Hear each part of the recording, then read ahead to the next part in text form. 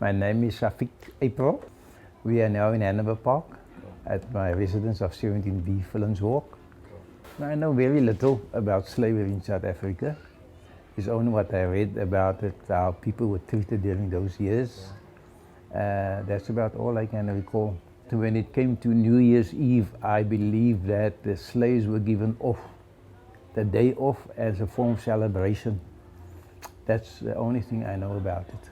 I was not aware that slaves were given calendar names. No, I think it, safety was in a name. So I don't think I was born with it and sticking to it, because my fathers or my forefathers, they had that name and I just continued on it. I would have very much liked that there should have been more recording about our family background, our family tree. Of course, as I mentioned earlier, I'm the third eldest of the family of four. And I know very little about my father. The only thing I know, he was a painter. And my mother was a factory worker at a sweets factory. That's about all I know about the family. But I'm not embarrassed by the slave heritage. I would say it is more like, we were subjected at those years, I think, to be part of the slavery colony, which we inherited. And I cannot say much about it. Yeah, it is a dingers of hope, I would say, because I treat slavery with disdain. I don't like this word slavery, and I don't, because I think that all people are the same through the grace of the Almighty, and I can't see myself, in this modern age, going back to slaves, the master and servant type of thing. Well, the reason I came from a Christian background, but I had a lot of Muslim friends. And I was fascinated by the way they conducted their way of life and the teachings of the religion. And that's turned me into to learn more about Islam.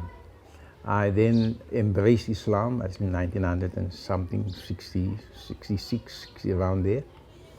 And I'm not sorry about it.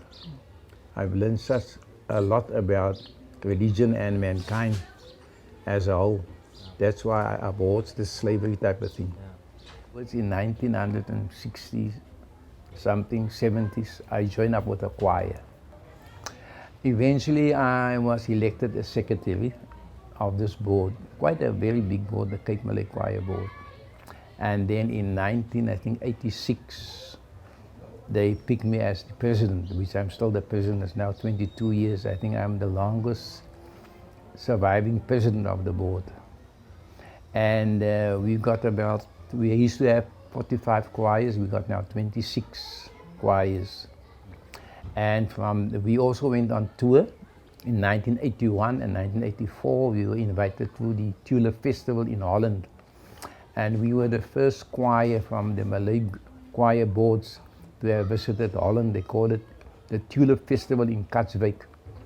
And from there on, the invitations came. We went to Spain, we went to Germany, we went to London, Switzerland, we went to Bregenz.